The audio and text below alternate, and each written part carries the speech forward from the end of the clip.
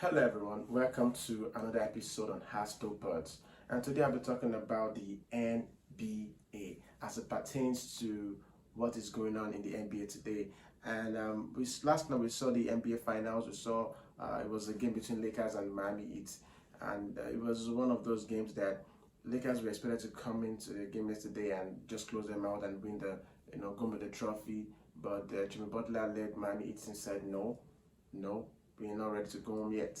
So today's podcast is really about the lowdown of the event that happened yesterday. I'm talking about the sporting event between Lakers and Miami Heat, and also I'll be analyzing what I saw in that game and what I think the Miami Heat should do moving forward.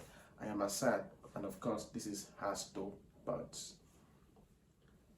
All right, without further ado, let me quickly dive right straight into it. Now, before anything, you guys see this hat? All right. PER, right? That's their name. PER, that is Papa Imam Resources. I'm gonna drop their Instagram ID on the comment on the description section of this particular podcast, so you guys can check him out on Instagram. He's basically into custom made dresses. That's his logo right there. He has nice logos. If you want to make good arts and shirts and custom made stuffs and vintage materials, of course, please check them out. Papi Resources is PR, for short, is a thing that I vibe with. These are friends of Astopus. They are not my sponsors, but these are people that I know that are doing great stuff. And if you're doing something nice out there that you want us to use this platform that we have created for ourselves to help you out, to tell the world. That's the whole essence of Astropod, so we can reach out to people out there. So PR is doing great things. They has some nice shirts, hats, beanies, name it. He's got it all. So check him out. I'll put his Instagram ID in the description of this particular podcast. Again, it's called Papa Imam Resources. PAPAEMEM Resources. That's his Instagram ID, and you check him out, and you for sure DM him. He's a very, very good guy. These are friends of Astopos, like I said. Now let me go straight into why we are here today. Of course, we are here to talk about the NBA. Okay, so what happened in NBA last night? Last night is one of those games that I thoroughly enjoyed, because I don't like a game where the underdog just gets blown out like that. I feel like you didn't come this far to just get blown out, or like somebody teaching you how to play the game of basketball, basically. So I feel like teams that have some level of decency or reputation, you don't want to go to the NBA and just get swept off the field like that. Like, it's not a good look for you or for your team. So yesterday, with what the Jimmy Butler led team did was a very, very good testament for me, if you ask me. I was thoroughly entertained, and I was highly impressed. Now, all things aside, all right. So I said it before that that the Miami Heat team will need Jimmy Bucket to average something around not of 30 per game for them to have a chance to make any noise in this series. And I also detailed in the past that the Miami Heat team is actually not far off. They are not. All you have to do is to believe, and you can see that Jimmy Butler keep preaching these guys that you gotta believe that we belong. We didn't come this far. We didn't beat all these great teams. We didn't beat Milwaukee Bucks. We didn't beat what's their name? Celtics and the rest of them, just to come here and fold up because we see LeBron James or Anthony Davis, or because we Dwight Howard or Durando. We didn't come this far to give up to these guys. So I like when guys go out like that and make a statement. And I also said that if the Miami Heat team can win 2 games, in my opinion, that's a victory. 2 games, just 2 games is a victory for me, because they are so overmatched, and it's not even fair. But we saw what Jimmy Butler did in game 3 when he dropped 40 points on them. He averaged 40 points without a 3-point shot. You know, this guy dropped 40 points without a 3-point shot. That is something that we should always remember. He dropped 40 points on these guys, and now in this series, you know, he dropped another 35 points yesterday. So that tells us that he's very, very much capable of hurting you, and he's very, very impressive. And I look at the numbers, I was really, really blown away. So yesterday, right, in the game yesterday, Jimmy Butler basically averaged he dropped 35 points, 12 rebounds, and 11 assists. LeBron James, on the other hand, dropped 40 points, 13 rebounds, and 7 assists. So you can see that Jimmy Butler was more involved in the offense of his team. But I mean, if someone give you 35 points, 11 assists to back it up, and 12 rebounds, he has his hands on every statistical thing you can think of in that game, and that's what that team needs for them to be able to have a chance to even make any sort of noise in this series. But they have a chance because the Miami Heat team is actually much younger than the Lakers. They are much younger, so I am not surprised at their level of activity, the way they move, and all Jimmy just needed was someone to come to the party. Clearly, Tyler Hero is not going to be the one to take you to the promised land, but if you have people like Duncan Robinson, a legitimate knockdown 3-point shooter, come to the game and knock down maybe 5 threes, because as I said, the game, LeBron had 40 points. It was, I think, was it 6 or 7 from 3? He's going to kill you. But where they did a fantastic job is that LeBron was not able to get other guys involved as much as he would love to. Because with 40 points, let's say you have 40 points, 10 assists, or 40 points, 13 assists, they're going to win. And that's the difference right there. So for Jimmy Butler to have averaged 35 and 11 assists is just mind-blowing. And this is not the first time he's doing something like this. He's done it before when he gave them the 40 points, 12 and 13, something like that. This man he's on the tier. What I see in that game is that game was wildly interesting, very, very highly entertaining game. It was balanced. Guys came ready to play. They were not ready to leave. They were not ready to just like my dad would say, they were not ready to dog ballet. They were ready to go there and play their basketball. And now that they've seen the worst like happens that they will be going on, but they end saying no, we're not gonna leave without a fight. And that's why I commend the effort of the coach for the way they were like got the guys ready, and team leaders like Aslam, you know, those are veterans that can talk to guys, that can really be in your grill and yell at you in your face that you're not balling the way you're supposed to ball. And you know, is it Aslam or I forget, is it Aslam or Aslam? I can't remember the way his name is pronounced. I'm sorry, guys. He has won the championship. He has won rings with D-Wade and LeBron before. So he's not new to this level of basketball, to this stage of basketball. He may not be playing actively, but he's a big time voice in that locker room. And every championship team needs that leader in the locker room, like they always say. So I look at that game, I was like, okay, these guys they're not playing. And the question now is this: the Miami Heat team believes in their heart that they're gonna win, they're gonna close them out on Sunday. For me, whether they close them out on Sunday or not, it is not really the issue, if you ask me. The real issue here is that you want to be able to determine that this Miami, from right now, the game has gone to 6 games, right? This Miami team has shown that they can actually hang with the Lakers. They have shown that they have what it takes to hang with the Lakers. Imagine Miami team with someone like Steph Curry on that team right now, or someone like Kevin Durant, or a Kawhi or Giannis on this team. With that squad, how do you want to deal with it? How do you want to deal with it? If that team has Kevin Durant right now, or Kawhi, or Klay Thompson, you are in a whole world of trouble. And that is the whole point. And I'm just really excited that these guys did what they did. Is a really beautiful thing that they're able to pull this off. And the question now is this: the game, in this game that they played yesterday, right? Duncan Robinson came up. He came to the party, and they need that man to knock down those shots, because first of all, it's not short like Steph Curry is. Not Steph Curry is short, because Steph Curry is one of the best of all time. It's my own personal favorite, alongside Kevin Durant.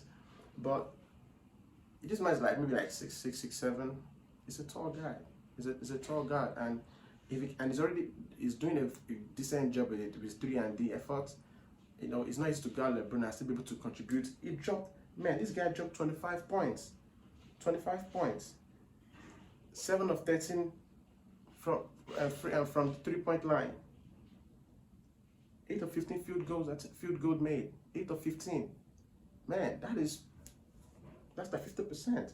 That's if you have somebody with that kind of effort, coupled with what's his name, Jimmy Butler, and also Kendrick Nunn, you can have a chance. Kendrick Nunn came in, gave them 14 points. Now look at what the supporting crew and the Lakers gave LeBron James. LeBron James gave them 40 points. Anthony Davis gave them 28 points, and Caldwell Pope gave them 16 points. So Anthony Davis had 28 points, 12 rebounds, 3 blocks. Amazing. 3 blocks in a game, and you still have to give 28 points and 12 rebounds. Man, this man is doing everything. You know, is great what he did. And of course, we have Caldwell Pope. And I said it, there was something I said in my last, I don't know if I released a podcast, I said it then that Caldwell Pope is the problem that they got to have to deal with. Believe you me, if it was Caldwell Pope that had that shot that Danny Green missed, which I'm going to thank God, that's a good segue. Danny Green missed in that very last second, I believe strongly that Caldwell Pope will knock down those shots. Caldwell Pope is the more lethal shooter from 3-point line than any other person on that Lakers team. So Caldwell Pope to give them pretty 16 points. 16 points is not a joke. 6 of 15 from the field, 3 of it from 3-point line. But what more can you ask for? Both team field goal percentage was 46. You see, it was a really close game from start to finish. The 3-point goals was both the Miami had 14 out of 33. Lakers had 11 out of 38. Lakers attempted more, but Miami Heat made just one more than the Lakers team, and that tells us a lot about the Miami Heat team. This is a very good game. I'm really entertained to watch this game, and I personally, if you ask me, I always like a game. It says that it's highly competitive. I don't want to just come in and just sweep them, you know, except for if the Warriors is playing. I want the Warriors to win every game, but this Miami team doesn't have any guy that can really get them a bucket. Jimmy Bucket is doing the best he can, but Jimmy Bucket can. I mean, if you listen to this championship, even at this level that they've gone so far, it's amazing what they has done. And remember, the Miami team is a well-rounded team. Lakers, on the other hand, is they are good, but everything is around LeBron and Anthony Davis. And because LeBron gave you 40 points with 7 assists, and Anthony Davis just had barely 28 points with 12 rebounds. They need see, for the Lakers team to be really dangerous, to be what they're supposed to be, they need AD to average 30 to 35 points. AD must be your highest scorer, number 1 rebounder, and maybe 2 blocks per game for them to win the championship. This game, this team is not LeBron's team. People may say, oh, it's the best player in the world. LeBron knows, and everyone knows, that LeBron does not have that kind of drive the way he has it like 5-8 years ago. LeBron is 35, and he has played the most minutes in, I think, maybe ever, or maybe just behind Duncan Robinson or Will Chamberlain or Kareem Abdul-Jabbar or something, some of these legendary players like that. So LeBron is not, I mean, LeBron is LeBron James. LeBron can average 25, 8, and 7 in his sleep. Even when he's 50, he can easily get us 25 points, because you see LeBron yesterday, he was never trying to attack the rim. Because one about him is that whenever I say that he got it going from the 3-point, he's gonna shoot it the entire game. That's when his game is so predictable. If LeBron tries 2 3-pointers and one goes down, you're in trouble, because he's not gonna even bother to even go into the driving to the lane. He wants to settle for the 3, because it can be very, very streaky with his 3-point shooter. Like yesterday, I mean, this game would have been this close if LeBron was not hitting those shots. He knocked down, I think, like 5 or 7 three-pointers.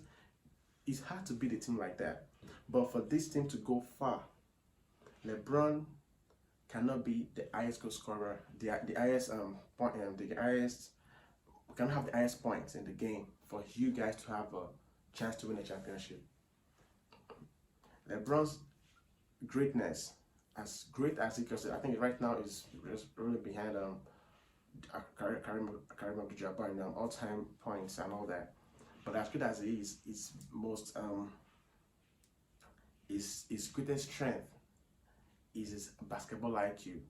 LeBron has the ability to really look at the game, look at how they are playing the game, and basically just think the game while the game is going on.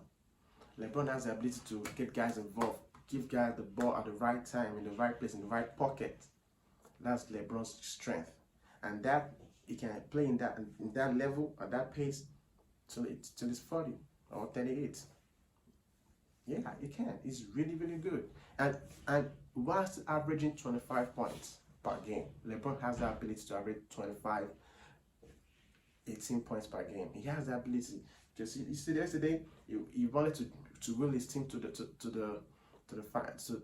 the championship, but it's not about if LeBron is averaging 40 points and his assist is going down, you're gonna lose. If you have a team that is, if the other team is really like a team like the Miami that is well coached and they have players that they have a team that is really united, it's going to be a problem, because if LeBron is averaging 40, 30 something points and single digit assists, it's not good for that team it's not good for any team that LeBron plays for. So you need LeBron to be around 25, flirting with double digit assists, like 9, 10 assists, and maybe 7 rebounds or 8 rebounds. That's what you need LeBron for. So that tells me already that they're gonna lose that game. And I'm telling you right now, the Lakers team cannot compete with Miami in terms of conditioning. They are younger than the Miami Heat team, and they should be able to move faster and be able to play longer. They can. We saw in that game today that AD was checked out because he had a twisted ankle. LeBron was all the way exhausted. They couldn't go an extra and overtime in that game, because for sure they would not be able to play and play with that same energy that they started the game with, because these guys are in their 30s. So we have a team that is young, a little bit naive, but with the experience and the confidence of Jimmy Butler. Jimmy Butler, I've said it, is not the best player in the world. He's not the most talented, by far, not very far from it. But can that man play basketball? Best believe he can. Best believe he has amazing, unsurmountable amount of confidence in himself, and he's gonna will that team to the very last, to the very end. He's gonna do his best. The next game, all he needs, really, all Jimmy Bucket needs, is for one of these guys to just show up. That's all he needs. If they can show up, because Jimmy is, this man had 12 rebounds. That means he's really active on the defensive end of the game. LeBron played an amazing job, but now you want to put AD on him to guard Jimmy. If you put AD on him, AD has to come out to guard Jimmy. Now that will leave the paint vulnerable. So who do you think LeBron's gonna go guard Bam Adebayo in the paint and get into foul trouble? He's not gonna do that. LeBron will not do that. Oh, you want to put Dwight on Bam? Dwight cannot play straight 2 quarters without getting into foul trouble, because his game is too physical and it's quite ugly sometimes how he fouls guys, because he's so strong. So there's that part of the game that I see Dwight do. So what you want to do? And with players like Kendrick Nunn coming to the game, shooting those key mid-range jumpers. Oh my God, this guy can just stop on the dime and shoot the mid-range. That is what you need. I am really impressed with this team, and this is the time that you really need Goran Dragic to play for them. But I don't think he will play in this finals because I think he's badly hurt. And I will say this though, Bam Adebayo should stop trying to, outplay what's this guy's name, AD in the paint. It's not gonna work. It's not gonna work. And for this team, next game, the same thing that they did. They must set solid screens for. I think that's one of the shortcomings of this Miami Heat team. They are not really good at setting screens. They need to go and watch the Golden State Warriors during their dynasty period, when the way players like Steph Curry and Draymond Green set solid screens that is like, wow, the screen is right there. It's not even the screen is there. The screen is just there. It's waiting for you to try to run through it. They need to be able to set screens, because with those kind of screens and if they can set good screens and they put what's this guy's name, Caldwell Pope, in some pick and roll action, put him in trouble, because he's very, very trying to guard everybody. Cool. Set screen, so when he rolls around that screen, he try to foul the guy. That's 3-point shot. That's three free throws. Or you set screen in such a way that you need to let at least complement Duncan Robinson by giving him good ball to shoot on the offensive end of the floor, because this man is doing a decent job defensively for this team. It's nice to say to have him guard LeBron, to have him guard Kendrick, what's his name, Caldwell Pope or Danny Green, great players. Or sometimes you have to even guard Marcus Morris. So it is difficult for players, for 3-point shooters to really be the good defenders, and he is doing it's not going to be. 3 fouls is good.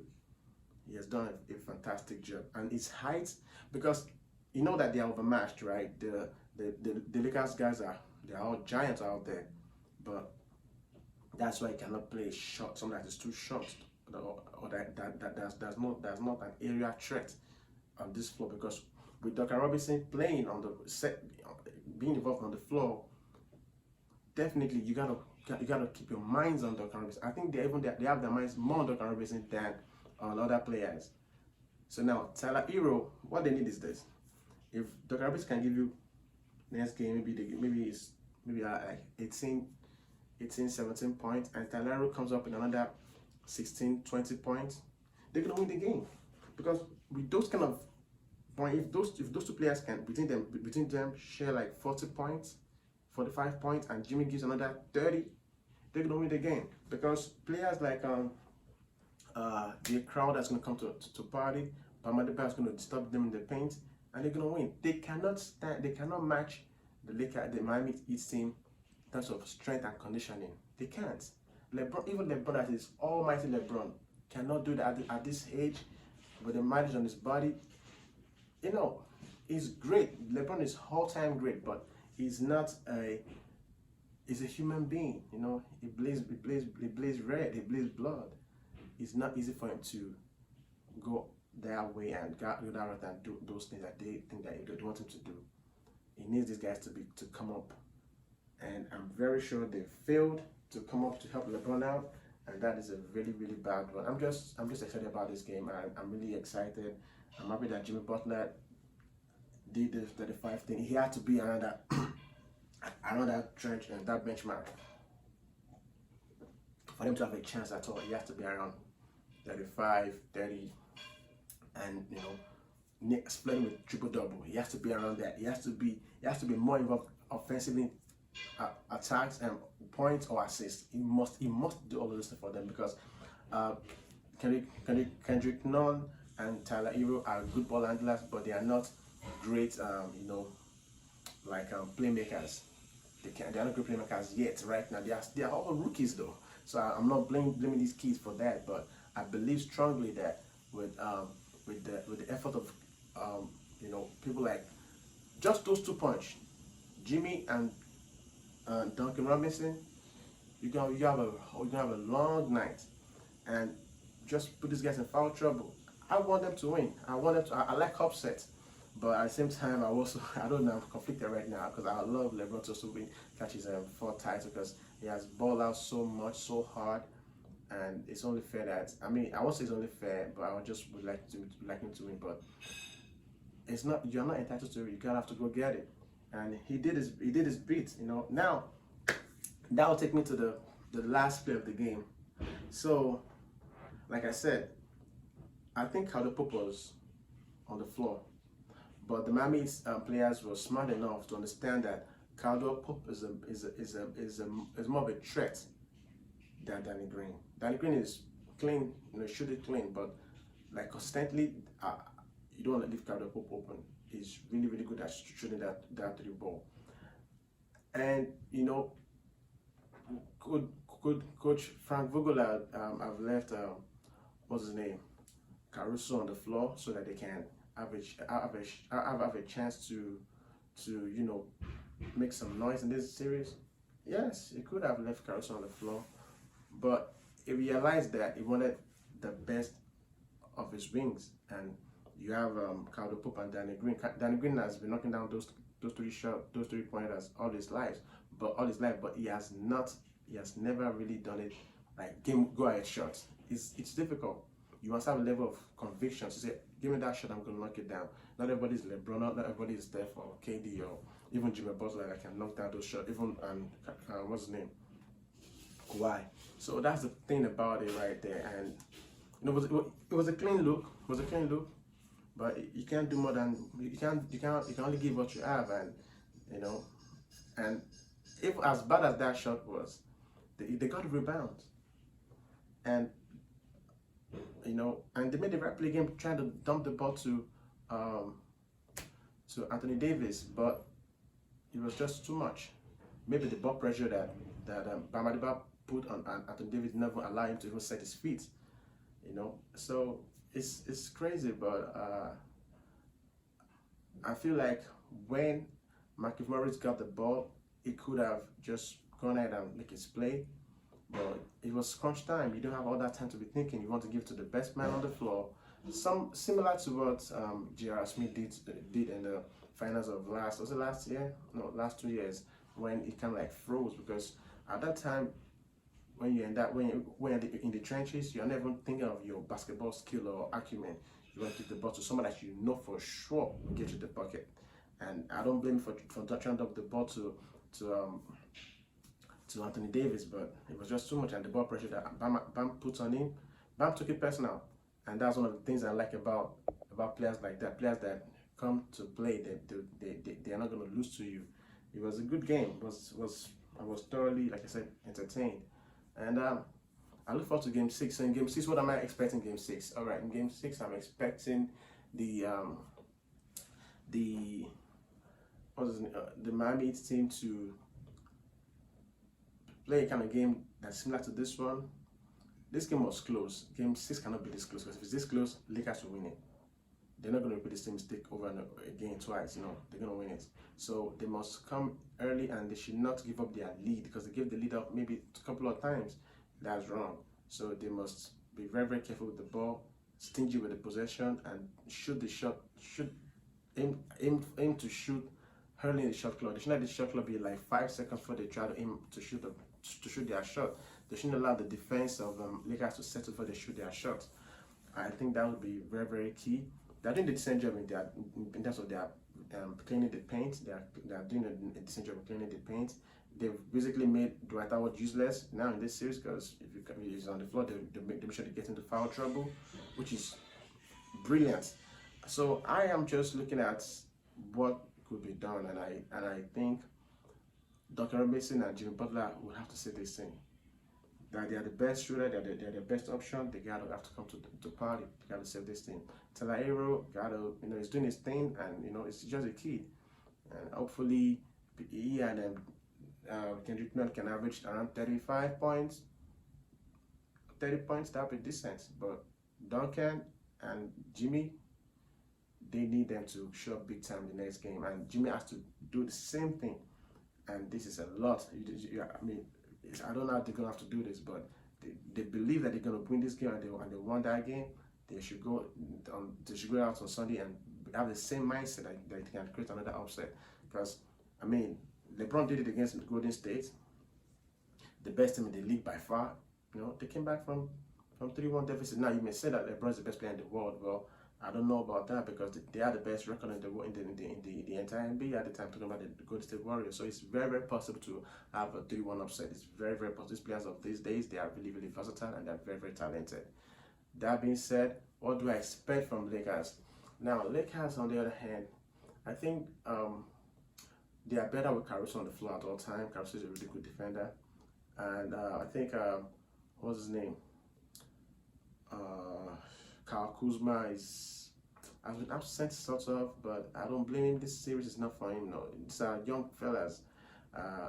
He's doing his decent job, but right now I think they have to go with their most experienced players. Talking about Rajon Rondo, Caruso, Markieff Morris, Caldwell Pope for sure, LeBron, and of course Anthony Davis. Now this is the thing: if LeBron, Anthony Davis, and Caldwell Pope average around 90, 85 points, they're gonna win.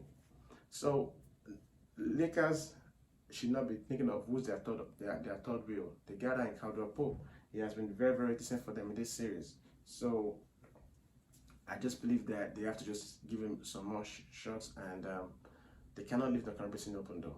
That's the thing. So it's crazy, but I see them, if they can't close this one up on Sunday, then a whole world of trouble right now, because the Heat team believe in their heart that they can beat this team. They believe that they are not backing down on this thing. That for this thing, they are really going after it, going at it, and it's a beautiful thing. But Jimmy got to be superhuman again, and I think he has the ability to be superhuman again. And LeBron should not. I mean, if you can get 40 points, 45, 50 points, good. But what is it? What uses the point if you are not winning? And your strength at this point of your career is not, because you're not dunking like before anymore. Your strength is not that. Your strength right now is your basketball knowledge, and that comes with your pass, with your playmaking skills. And that's what LeBron should try to do more. Should try to see if they can get Anthony Davis involved. But if Anthony Davis is hurt in any way, shape, or form, if AD is hurt and he's not their best player, they're gonna lose this championship. And that's my podcast, ladies and gentlemen. Thanks for listening to this podcast. I'm Raju. Please stay safe, be nice, be cool, and have a beautiful weekend. Bye for now.